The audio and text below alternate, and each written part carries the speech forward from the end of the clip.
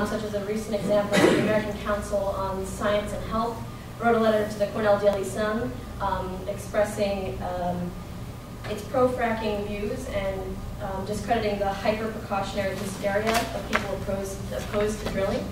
But in reality, this American Council on Science and Health is actually funded by Shell, Mobil, and other corporations. And a response article was written by a professor of the English department here that said the council earns its money by lying to corporations and it has no other function. And thirdly, conservative news commentators play a significant role in influencing public perception of environmental issues such as hydraulic fracturing, and dismissing the seriousness of environmental problems by framing them as jobs versus the environment. And an example by Rush Limbaugh commented on a proposed hydraulic fracturing project in Ohio, in which it was postponed for 6 months to further study the potential impacts on health and the environment. Obama was called a job killer, and there was 200,000 jobs on the line here, dismissing the possibility of any actual potential impacts. In conclusion, we feel we've made a strong case for the existence of this supposed anti-reflexive campaign, and we've offered 5 recommendations for the existence, for the slowing down of this campaign. 1, disallow corporate government citations and unpeer-reviewed academic studies. They should not be able to support their activities with studies that do not hold up to this investigation.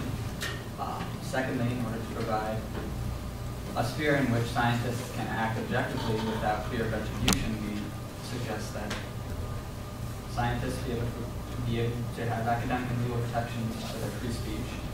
And thirdly, in order to slow the industrial influence on lawmaking, we offer that we should revoke the Citizens United decision and revise the campaign finance law. And fourthly, the media will say whatever they want to say.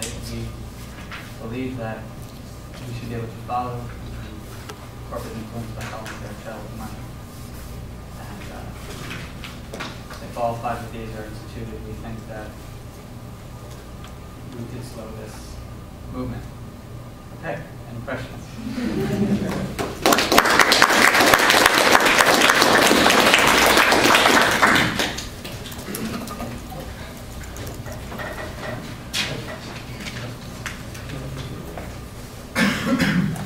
Say it all.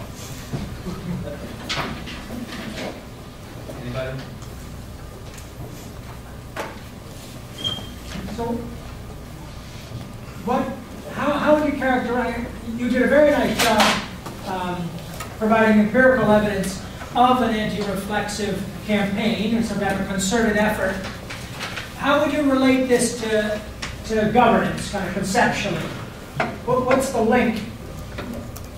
How can you tie it in specifically to a way to think about, for example, the role of information in environmental policy? Well, specifically, governance should be a fair balance of state, market, and community influences, we believe. And the fact is that an anti-reflexive campaign has taken out the influence of state and community and been forming governance based solely on economic interests. And as for information flows, so much of what media information is transmitting to the public and in some cases to the government is coming through corporate sources. So they're highly regulating where people's beliefs are coming from, and that in turn makes them less likely to support both state and community sources of government. All right, so if we had, if we contained this anti-reflexive project, or slowed it, I think was your word, the citizens would have better information, there'd be a more honest dialogue, and you believe in some type of like democratic control through voting behavior. So is that the thesis, that if people had access to information, policy would be more sensible? It would be that in combination with the fact that politicians voting on legislation would not be as influenced by corporate money as they are currently. So it would kind of like quickly balance everything out. All right, thank you.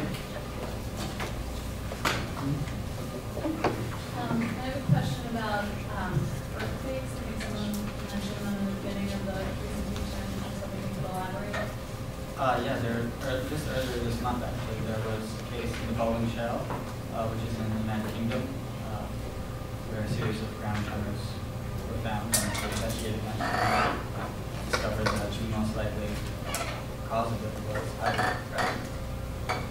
So I've heard the opposite argument, but maybe there's more information. Yeah, and there's been more than that, but this report was actually published on November 2nd.